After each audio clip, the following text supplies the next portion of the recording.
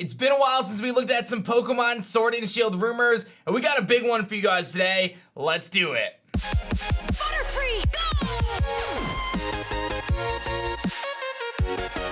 Yo, whoa, what is going on YouTube? It's your boy Dan, aka aDrive. I'm bringing you guys a brand new video today, and today we're going to be talking about a brand new Pokemon Sword and Shield rumor that just dropped on the internet that is pretty spicy, man. As always, we got to take these rumors with a grain of salt, right? It is a rumor, but I know that the aDrive army loves listening to these different rumor videos and seeing what the possibilities are for another DLC, not the Crown Tundra, but another DLC. So if you guys enjoy these rumor videos and want to see more of them, be sure to like the video down below. Subscribe if you guys are new. Get those notifications turned on, and let's have some fun, man, because this is some crazy stuff talking about a third DLC, which is something that I've kind of been speculating for a while, that there is a possibility that they don't only just drop the Crown Tundra, but rather there's another DLC after that, especially if the Isle of Armor performs really well, and that could help bridge the gap towards the next game, which we're expecting to be Diamond Pearl Remix in 2021. Now again, speculation, but still pretty interesting. Let's do it.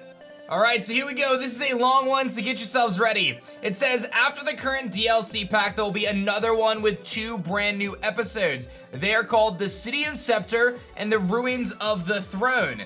The first is about a huge city on land, on the clouds, and the other one is about an ancient submerged kingdom ruins.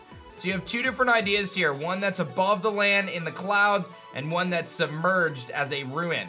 Their main antithetic theme, I don't actually know that word, is sky and deep waters. Like the current DLC has a theme of hot and cold, which is the Isle of Armor and the Crown Tundra, of course. Futuristic and ancient as well. Their main colors will be orange and purple.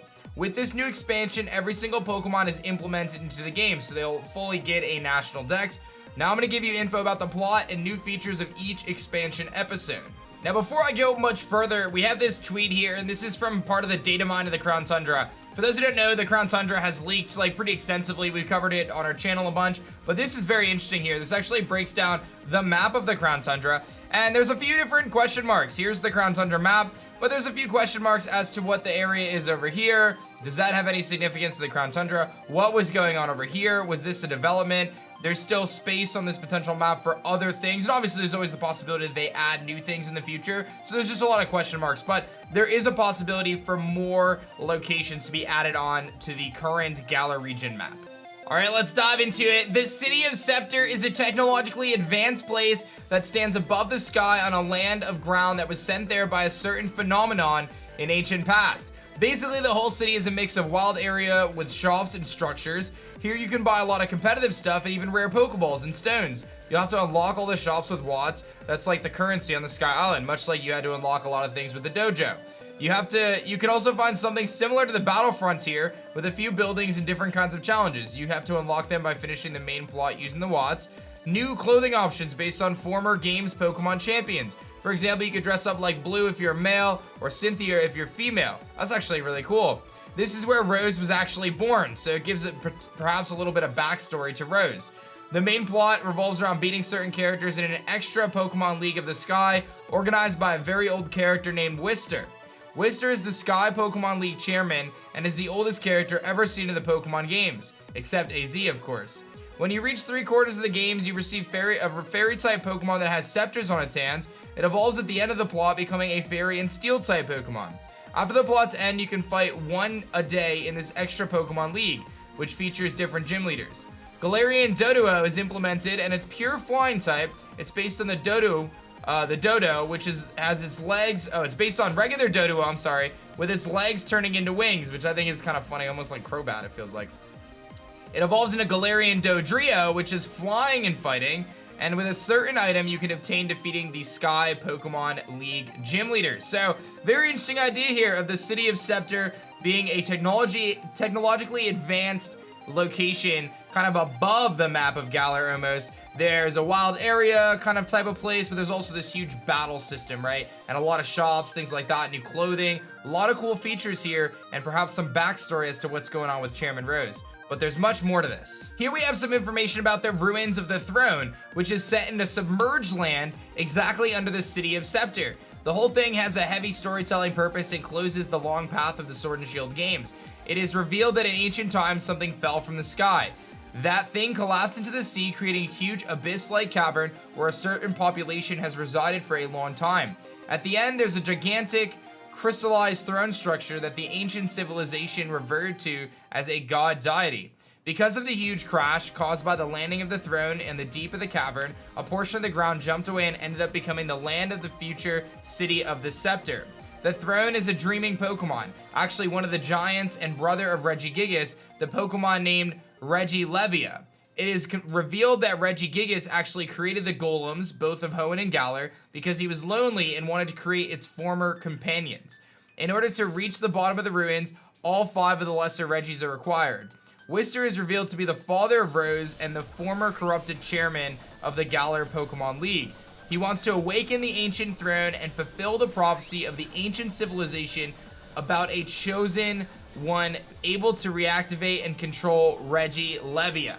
So some pretty crazy stuff here. We have this idea of this underground collapsed city with this throne. We have this idea that actually Wister, this guy who apparently runs the Sky League, is actually going to be Chairman Rose's father and was previously the chairman of kind of the Pokemon League. There's this new Regi form, Regilevia, which was actually a companion to Regigigas, and it's kind of being sealed away or kind of disappearing, caused Regigigas to create the lesser Regis, of course, Regieleki, Regidraco, and then Ice, Rock, and Steel, the Regis from the Hoenn region. So some pretty crazy stuff, man, like I said, and we're still not done.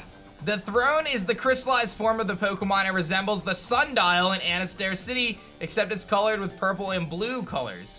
Neither the protagonist nor Wister are the chosen one, so the Pokemon just goes nuts when it wakes up. Regilevia is pure water and has the ability opposed to Regigigas.